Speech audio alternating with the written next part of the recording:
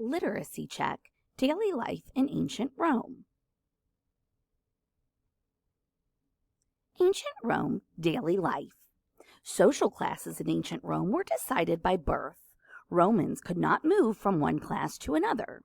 Wealthy patricians controlled Rome's government during the Republic. Plebeians could not hold office in early Rome, but they were allowed to be elected as leaders by 367 BCE. Men had complete control over their families at home. They chose their children's spouses and sometimes sold them as slaves. Women ran their household by cooking, spinning thread, raising children, and handling the family's money.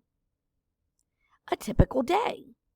Ancient Romans would eat a light breakfast and then go to work on a typical day. Wealthy Romans were often landowners who earned money from the work on enslaved field workers.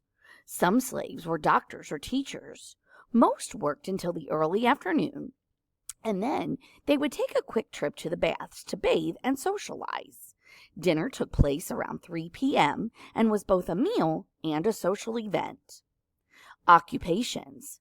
Several different jobs and skills were needed to run ancient Rome.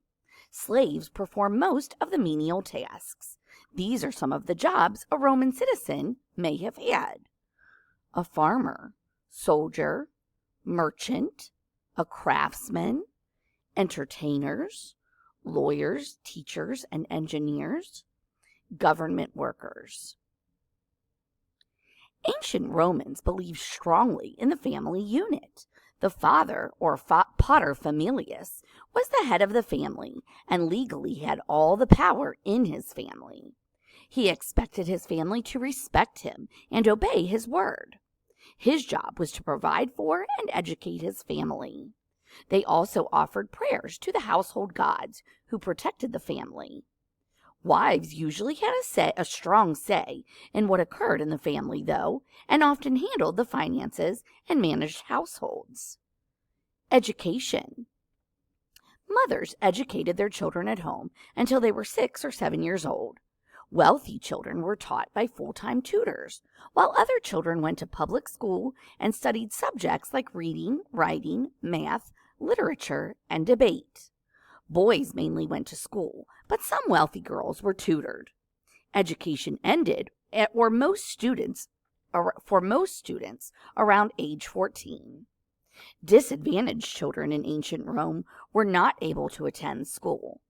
Many children enjoyed playing a variety of games when they were not studying. Marbles was a popular game. Dolls were a favorite toy for both boys and girls. Food. Romans usually ate a light breakfast and little food throughout the day. Lower-class Romans usually had bread, while the upper class may have had fish or meat and fresh fruits and vegetables with their bread. Around 3, wealthy Romans started eating dinner, served to them by servants, while they would lie on their sides on a couch. Dinner was eaten with hands, rinsed in water during the meal. Bread, beans, fish, vegetables, cheese, and dried fruit were typical foods eaten.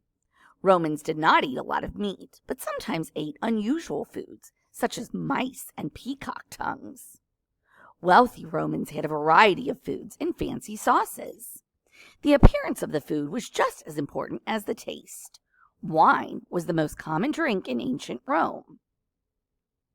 Clothing. Togas were robes made of several yards of material. White togas made from wool or linen were worn by the wealthy. Certain colors and markings on togas were reserved for certain people and occasions. For example, togas with purple borders were worn by high-ranking senators and consuls, while black togas were generally worn only during times of mourning. Togas were uncomfortable and hard to wear, since they were typically only worn in public. The toga grew out of style, and most people started wearing tunics, more like a long shirt. The rich wore tunics around their house and under their togas, while the poor regularly wore tunics. Cloaks were added to tunics if it was cold. Wealthy women had a hairdresser and had cosmetics applied by enslaved people. Several pieces of precious gemstone jewelry were worn by patrician women.